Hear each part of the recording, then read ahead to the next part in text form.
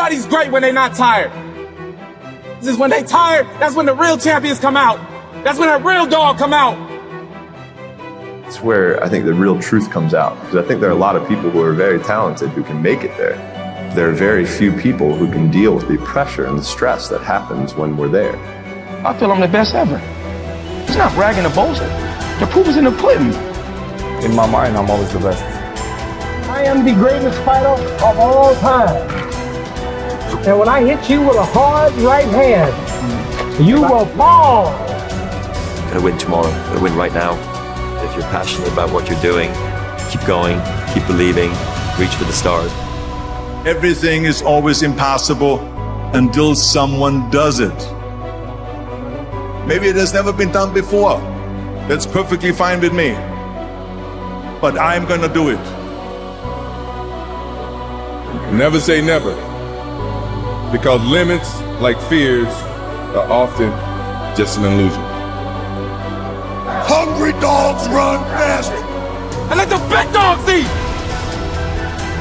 If you look at the greats in any walk of life, the greats do things when they don't always want to.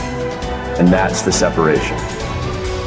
It means you have to be more disciplined than not disciplined. I wanted to be the best I could be, period. I was waiting for you to smile at some of the compliments. You didn't. Smiling doesn't win you gold medals. I'm too fast, I'm too skillful, and I'm gonna show everybody out there watching this show and the whole world, and the world will bow and admit that I am the greatest of all times when you see what I do to George Foreman. I believe that whatever I put my mind to, and if I was willing to make sacrifices and I was dedicated, that I could achieve absolutely anything. I'm the best ever. I'm the most brutal and vicious and most ruthless champion there's ever been. There's no one can stop me. I'd like to take this chance to apologize to absolutely nobody. Maybe someone's don't like me because maybe I'm too good. You win some, you lose some. But you live. You live to fight another day.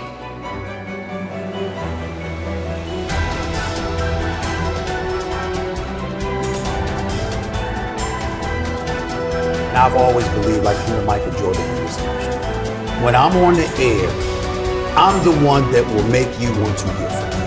I don't care who I'm on the air with. I don't care who it is. It does not matter to me. By the time I finish speaking, I am the one that you're going to want to listen to. That's my attitude. If this requires 100% and you give me 99, I might want to fire you. Because I'm about getting the job done. Sure. It's about the results. And I think that, unfortunately, when we look at our generation today, not enough people preach about that. Because I think that we live in a society where people have become masters at pointing the finger at other people as to reasons why things don't get done. I think there's too much explanation that goes on. But the bottom line is you ain't getting it done. And if you're not getting it done, I need somebody that can get it done. I am of the belief that if you truly adopt that belief in your soul, then you walk to work every day not looking for excuses. You're looking for a way for the job to get done. And in most instances, you are going to be successful than not. You want to go with status quo, you're perfectly, fine with flowing along, just Safe, to get along, secure. safe, secure, whatever. But when you're trying to win, you're constantly looking to get better. My philosophy is very, very simple when it comes to my family, particularly me being a dad. If they're hungry, it's because I'm starving. I don't eat until they eat. I'm not comfortable until they're comfortable. I don't have unless they have. That's the mentality, and that's the mentality that I strictly get from my mother. And so for me, having that kind of mentality, well, what comes with that? What comes with that is a certain work ethic that you have to put forth. And it's a willingness to sacrifice. Am I the most disciplined person in the world? No. Am I the most meticulous person in the world, like some people would believe? No, I'm meticulous enough and I'm disciplined enough. But I think the key thing is that the bottom line is everything. And whatever their bottom line requires is what I'm going to do. If the bottom line requires an excessive level of discipline, I'm gonna do it. But to me, it's whatever the moment or the situation demands. And I'm a bottom lines oriented kind of person. You don't assume that opportunities are waiting for you. You know obstacles are standing at every door. Wow. And so that challenge that you have to embrace and you have to deal with, that's hard to deal with when you have achieved. You don't work hard to play hard. You work hard to have the ability to play when you want to. But there's a difference. You handle your responsibilities first.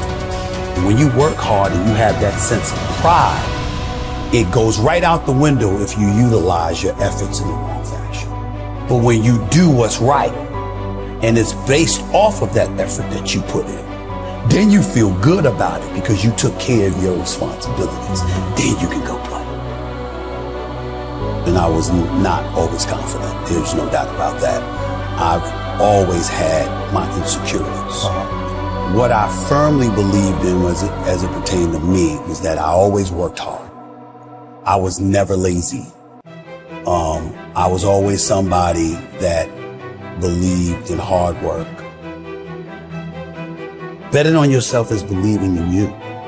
Knowing who you are, what you're worth, having an idea about it anyway, and willing to work towards that, to validate that reality. That's betting on yourself. It's your job. And if you can't do it, you scratch, claw, and even die trying.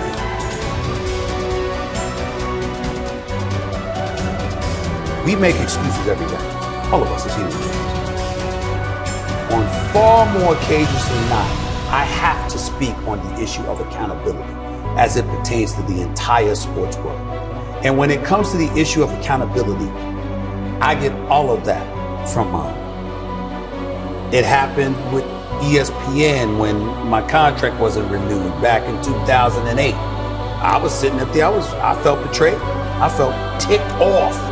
My mother let me lick my wounds for a couple of days. And then she said, what could you have done better? You sure you didn't do anything? And I thought about all this stuff. I'm like, what is she talking about? This is just not true. This is not right. I work hard. I do this, I do that. And then I started thinking about it. Yeah, I was a pain in the ass. I did kind of complain a little bit too much. But the biggest thing that I remember doing is that I always came to the bosses with problems. I never came to them with solutions. It was always about the problem, never the solution. And I learned when I sat back and reflected on the mistakes that I had made in my career at the time, I learned that no boss wants to talk to anybody that doesn't have solutions. Instead of working around the clock trying to figure out what somebody else wants from you, good or bad, there are moments that crystallizes it for you in your mind. Pay attention and you'll see what they are. Yeah. And you'll know what to do accordingly. That is what I believe makes me the best. It's my commitment to excellence for the collective.